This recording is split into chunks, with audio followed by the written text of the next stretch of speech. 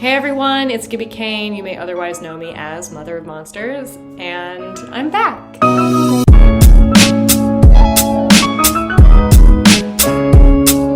Okay, so listen.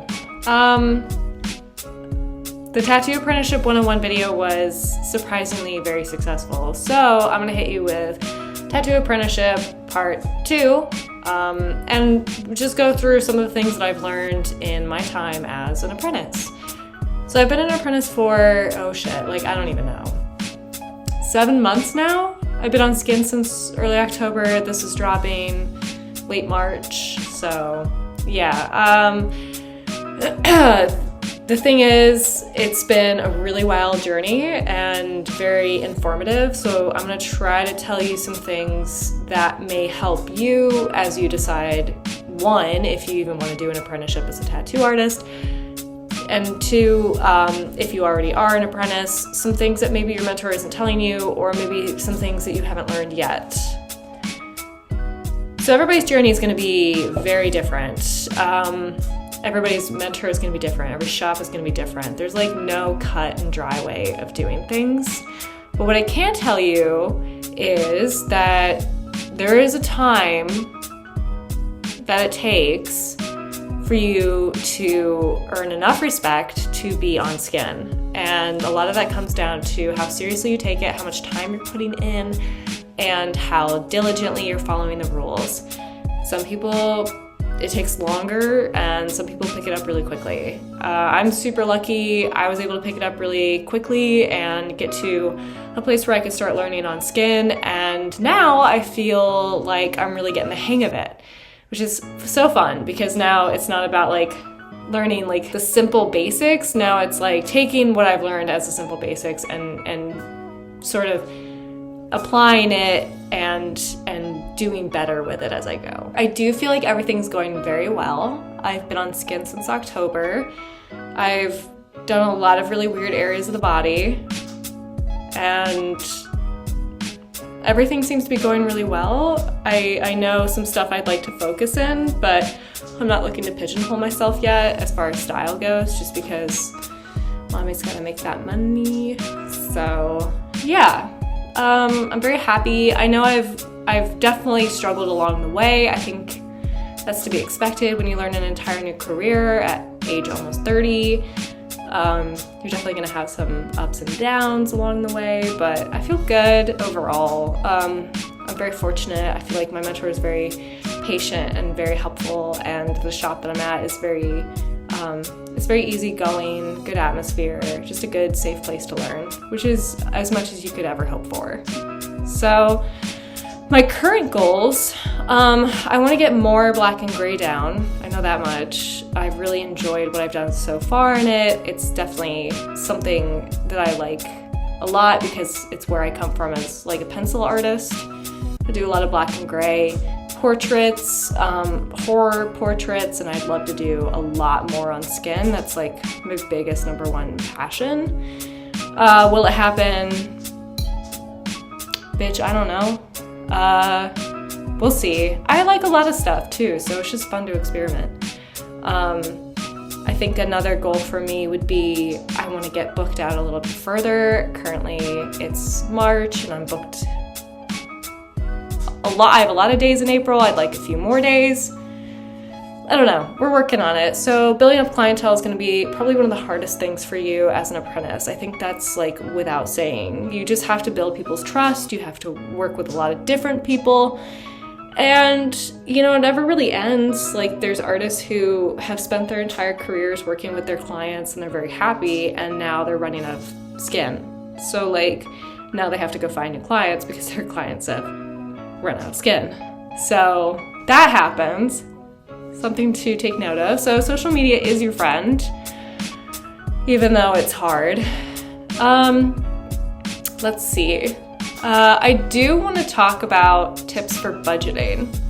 So one of the most important things you can do is create a spreadsheet, and the spreadsheet should contain certain items such as earnings and taxes owed on earnings, how method of payment was used, such as PayPal, Cash App, Venmo, Square, And then also keeping track of the customer and what it is that the customer got. You know, if they come up frequently, are they going to be like one of your number one clients? And there's just ways of looking at it like, you know, this person always gives me an opportunity to work on the stuff I like to do. So if I can squeeze them in on a day, or I can give them the full day, then I know it gives us more time to focus on, you know, what we both like. So that is all stuff that's going to help you keep organized. It's going to help you stay on track of what you need to be doing. Maybe also keeping track of deposits. Like, there's a lot of no-call, no-shows that are going to happen. So one thing you might want to consider with your mentor's permission, start requesting a deposit when booking certain people, like people you've never met before and you're not really sure if they're going to show up. Just like a small, like $30 deposit, not a big deal. You know, if they're serious, they'll be there. And if they're not serious, they're not going to be willing to pay the $30 up front, and that means likely that they won't have the money for the appointment. So really, you dodged a bullet. But you know, sometimes you have clients that are always there and they're amazing people, and you're like, no, I don't need a deposit from you. I know you'll be there. Don't worry about it. So it's just going to be up to you and how you want to run your business. And protect yourself too as a business owner. You know, this is important stuff. You're dealing with people's health. You're dealing with people's safety. There's a lot of people out there. A lot of them are tattoo artists. And a lot of them have been working for like the last 15 years. So give them fucking respect. They are your boss. Even though you have your mentor, you also have artists who know more than you, they know better than you, and they have a lot more clients than you, and you are fucking blip on the radar, okay? And you're gonna stay that way for a long time. You just are. Like, don't think you're better than them. Don't think you're better than anything or anyone. If that client, if that's what they want, then give it to them. You know, you're not above it, and you certainly shouldn't be niching yourself early on. Especially if you're at another shop and you are speaking to somebody who is above your station, it's so important to give them the respect that they're owed.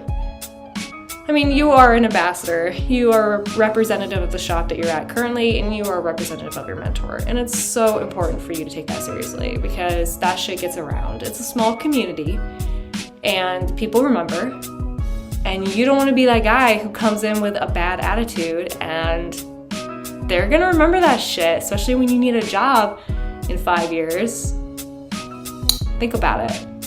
And anyways, if you can be anything in this life, be kind. So one of the questions that I get asked a lot is how long my apprenticeship is going to last. And that is so totally not up to me.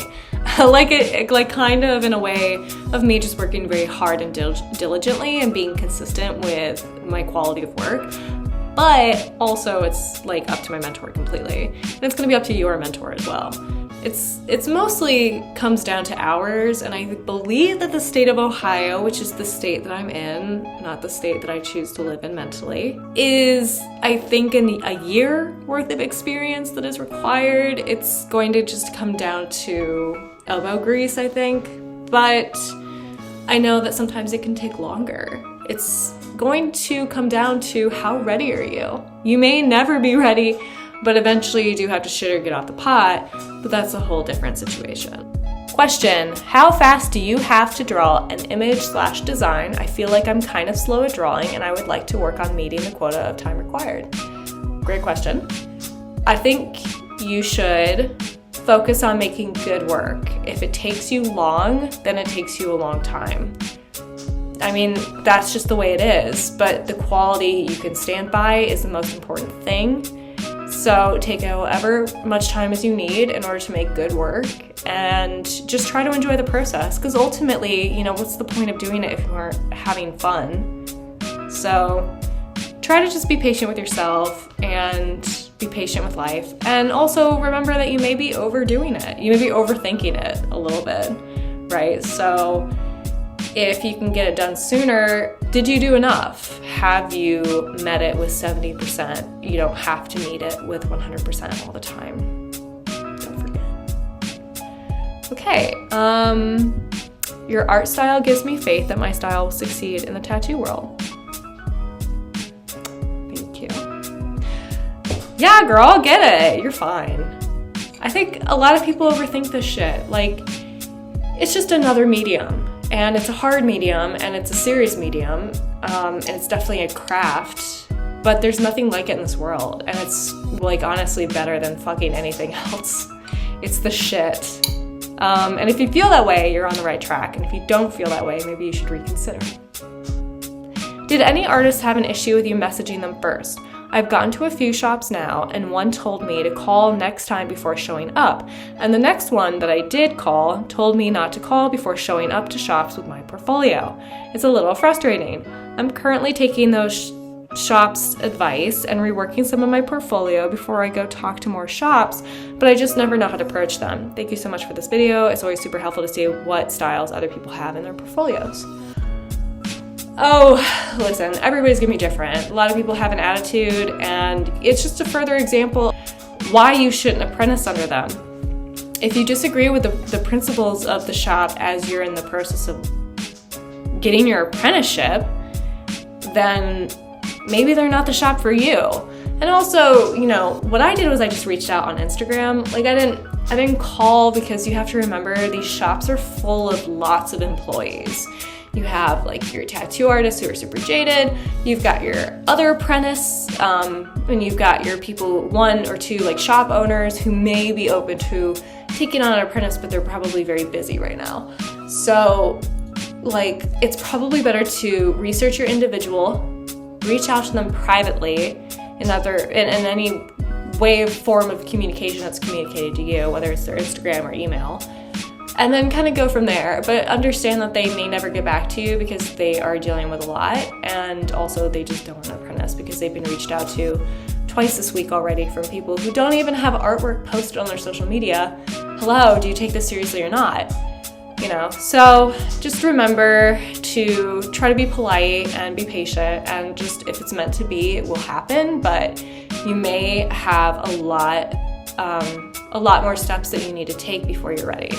What paper did you use for your portfolio, and do you need special paper for the flash designs? I typically have a really weird way of working. So I'll sketch things in my sketchbook, and then I'll sketch them again in my sketchbook. And then I'll take the refined drawing, and then I'll take, like, a piece of tracing paper, and then I'll kind of, like, clean it up with a stroke of line work, go with that line work, and depending on whether or not I did a good job, sometimes I'll pull it into Photoshop, tidy it up, redo the line work by hand on Arch's paper, and then I'll do watercolors. So when I would just do, like, simple line drawings, because, like, I was making, like, a stencil, I basically just use, like, this guy, like, is an example, where I would just do the dang thing, trace it over with my pens, and then I would be good to go. I mean, and then when I would put together my portfolio, sometimes I would just have, like, a big piece of white paper, and then I would just kind of use some acid-free glue, and I would glue the back of it because I knew it would dry clear, and then I would put it on the white paper, and then I put it back in the sleeve of my portfolio. And that works, especially when I do flash sheets that aren't curated exactly, like, they're just basically a shit ton of line drawings all, like, pasted together. I think it looks good, so highly recommend that process. You may find a better way of doing it. What do you think about a digital tattoo portfolio?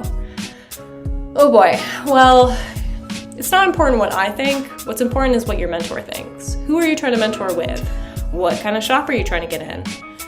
The question that you need to be asking is, am I going to have enough information to show all of my skills if it's all digital on an iPad? Or, I hope not your iPhone. I would not do that. They will not like that. But here's the thing. When it comes to fine arts, it's gonna tell a lot more to have the physical item in front of them as opposed to a digital scan or anything digital, because you can see all of your lovely little line strokes. Like, this helps people see how serious you are. What this little doodle tells somebody is how much pressure I apply with my pencil and the direction of stroke, and it tells them a lot about my control, which I think a scan sort of will dumb down.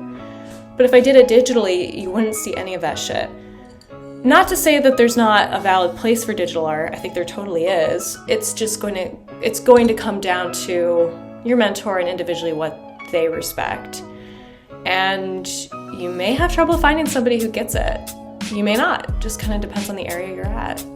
The area I'm at is very old school, so my mentor was very happy to see that I could draw on paper and have sketchbooks and all that, because those are important skills. Whew. Okay, I think that just about nearly covers it. So if you have any questions or thoughts about your apprenticeship, please feel free to drop them below. I will go through and I will answer them. And if there's enough, I'll go into it with my next video. Don't forget to subscribe and also follow me on Instagram at Gibby Kane, Mother of Monsters. And then you can also just stay up to date with me and my antics here on YouTube. So kind of like becoming slowly the place that I come to more than Instagram, to be honest with you. It's just a lot of work. Anyways, yeah, and if you want to set up a tattoo appointment with me and you're in the Ohio area, hit a bitch up, especially if you want horror. I'm so glad that you guys find this content interesting. I think tattoos are amazing. I think it's an incredible line of work. I'm very happy in it. There's so much talent out there, and I just want to see it all and learn it all and try new things. But yeah, I guess keep your stick on the ice, and I will see you next time.